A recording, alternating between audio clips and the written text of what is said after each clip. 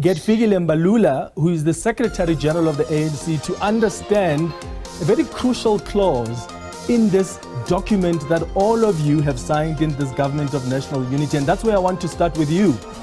The deadlock requires that there's sufficient consensus. When there's a deadlock reached, sufficient consensus means 60% of the parties that represent seats in the National Assembly have got to agree.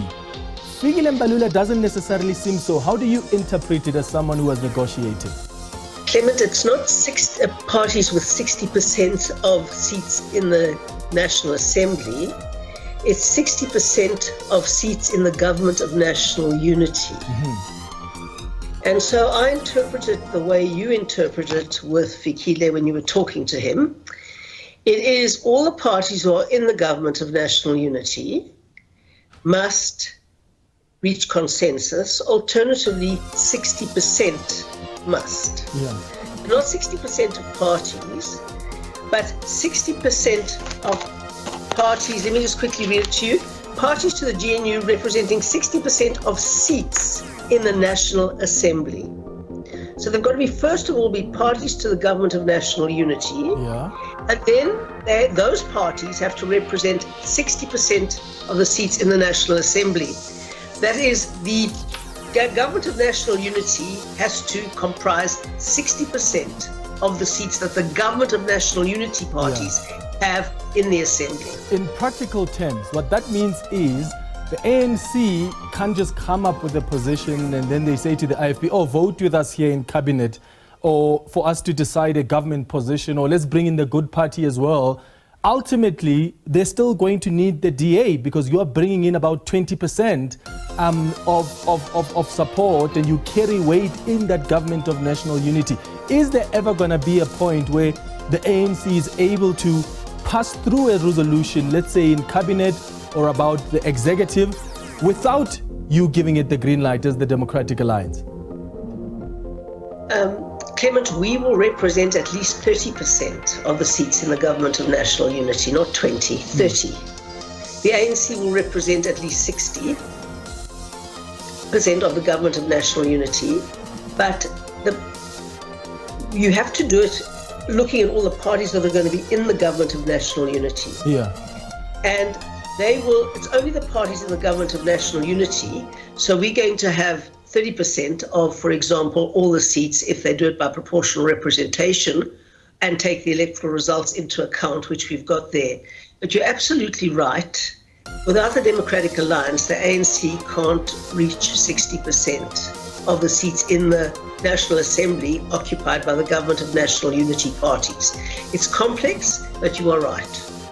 And if the ANC then brings in parties like the IFP and the Good Party and the PA and the PAC, who have now signed this document as well, do they reach that 60%? No, let me say this, that the ANC can't bring people in that they feel like bringing in. This is another thing that Fikile doesn't seem to understand, because it says that in keeping with the spirit of an inclusive GNU, it is agreed that the composition shall be discussed and agreed amongst the existing parties whenever new parties decide to be part of the GNU. Now, agreed means by sufficient consensus. So it's not the ANC that gets to invite everybody, as Fikile seems to think. He keeps on actually making public statements about this one's joined and that one's joined, but he must read clause 24 of the document that he signed. Hold on. So are you saying to me that even when the PA decides to join, the ANC has had to consult you and the other parties in the Government of National Unity before accepting any other party to come and join and sign that document? Absolutely. There are three founding members of this. It is ourselves, it is the ANC, and it is the IFP. And clause 24 says, in keeping with the spirit of an inclusive GNU, it is agreed that the composition shall be discussed and agreed amongst the existing parties whenever new parties desire to be part of the Government of National Unity. That's what it says in clause 24. So were you consulted about the PA or the PAC? We were consulted about the PAC, but not the PA. The PAC was raised in the negotiations. The PAC, Good, and the UDM were raised during the negotiations, but definitely not the PA. But, it's not about the PA per se, it's about the principle of this issue. They haven't consulted us, and the ANC must realize that they don't take all the decisions anymore. They didn't win the election. So what does that mean now? Will you be taking it up with the African National Congress? I have. I've written to Fikile Mbalula. I wish we'd been on together. I would have had a little bit of a debate with him. But I wrote him a letter yesterday. I got an acknowledgement of receipt. And basically I referred to clause 24. I said, you can't do this. And then I referred to clause 19, a sufficient consensus clause. So he says he'll get back to me, but I'm still waiting for that. Okay, so when it comes to the constitution of government then, what happens if President Cyril Ramaphosa, for instance, gives the PA 1 or 2 ministries? Is that something that would dissatisfy you as a member of this government of national unity, given that you were not consulted about this party joining the GNU? We have to be consulted about it. And in fact, it's crucially important to point out the clause on the cabinet. It says, that's clause 17. Whilst recognizing the president's prerogative to appoint members of the executive, such appointments should be done in consultation with the leaders of the respective parties of the members considered for appointment. So he can't just let anybody come in. He's got to consult with us. And then he makes the appointments in consultation with the leaders of the parties who have been accepted for admission into the government of national unity. How extensive do you expect those consultations to be?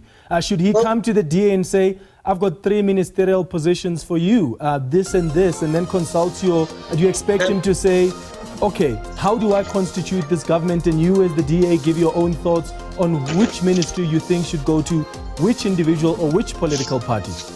Well, first of all, he can't come along to say we're going to give you 3 ministries, because he has to look at clause 16.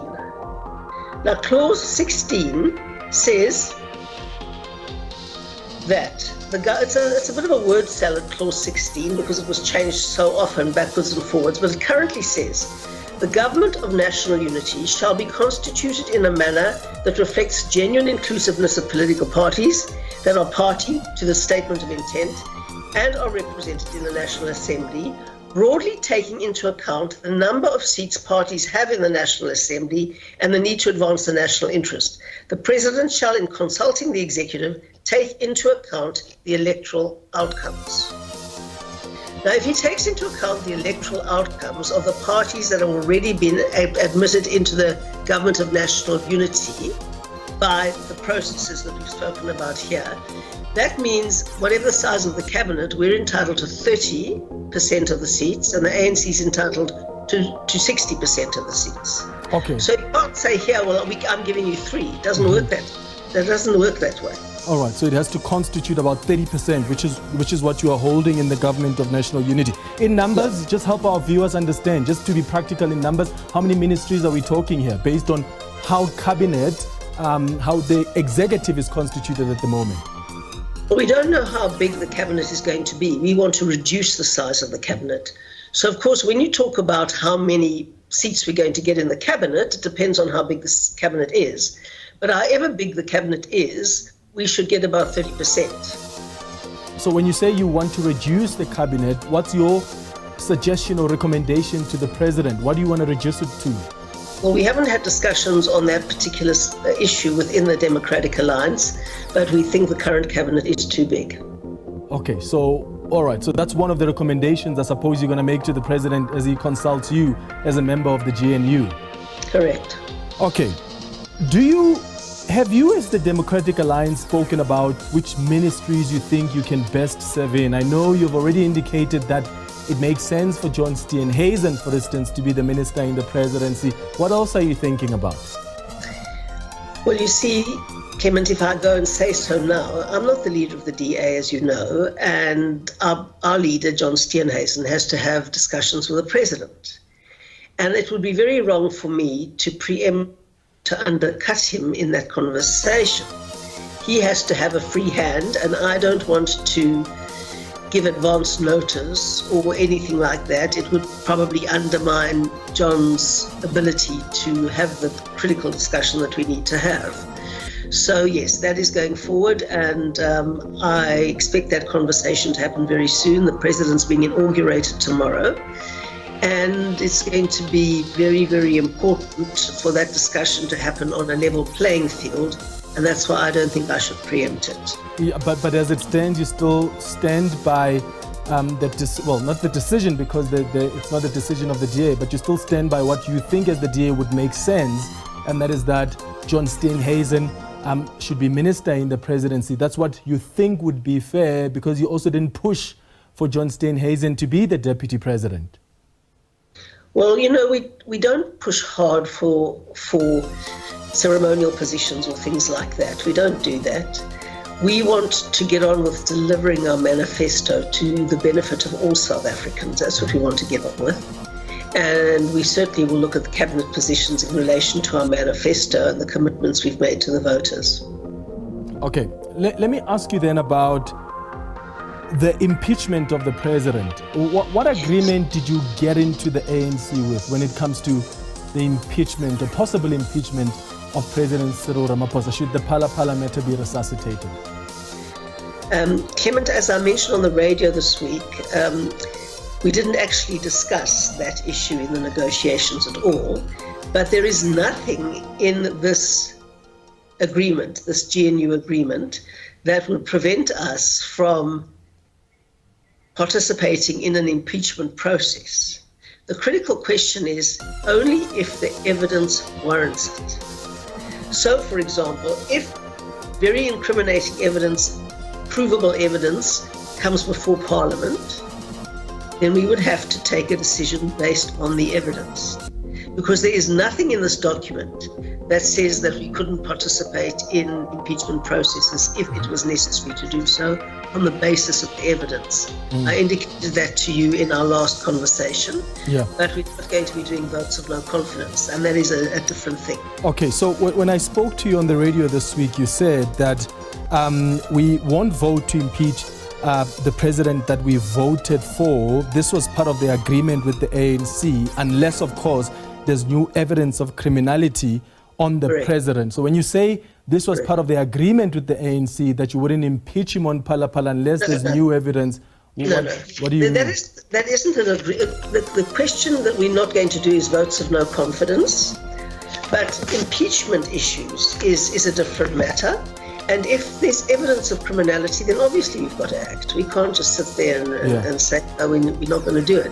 And the government of national unity could still continue. That would be a